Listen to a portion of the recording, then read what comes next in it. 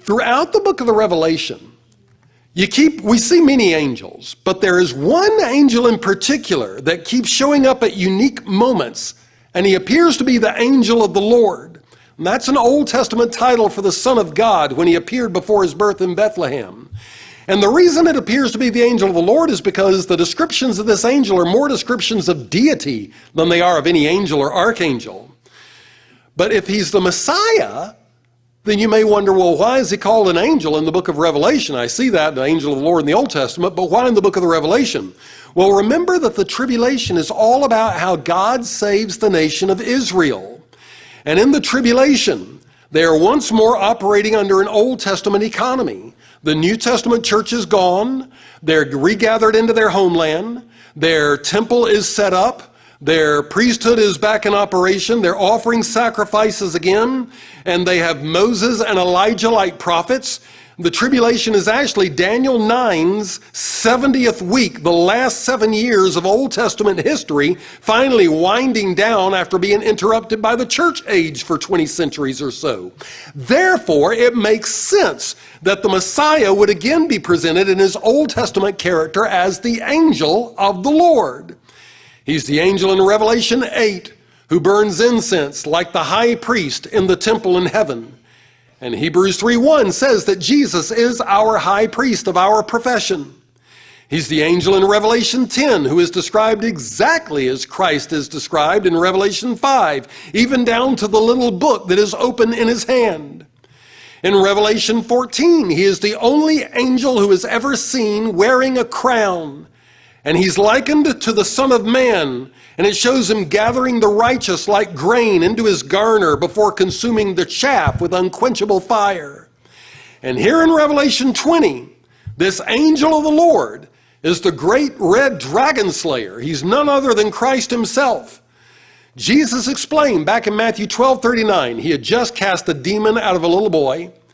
And then he says, you can't bind the strong man.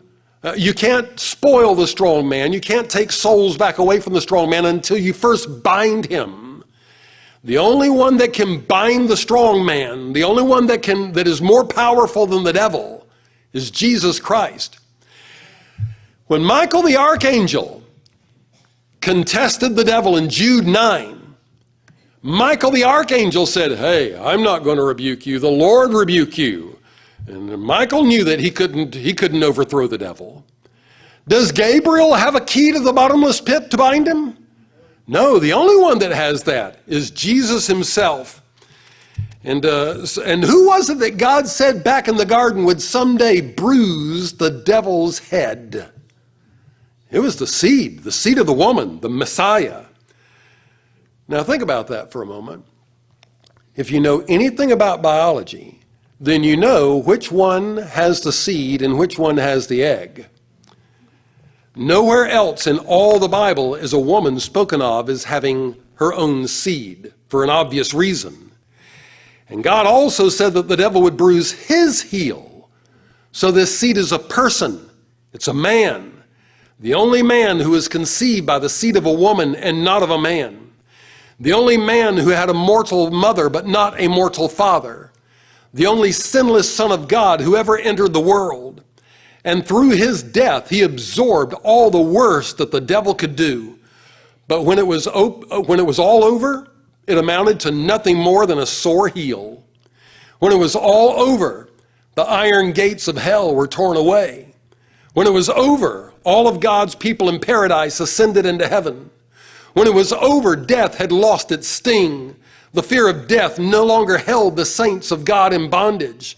And the great red dragon was nothing more than a nasty worm whose time was rapidly growing shorter. But now listen, and this is the critical thing. If you're not under the shadow of Christ, then the sting of death for you is still very real. Death is still the king of terrors for you. Sin's bondage is still inescapable to you. The devil is still your master, and it's you that hath but a short time, even shorter than the devil's, if you're not a follower of Christ.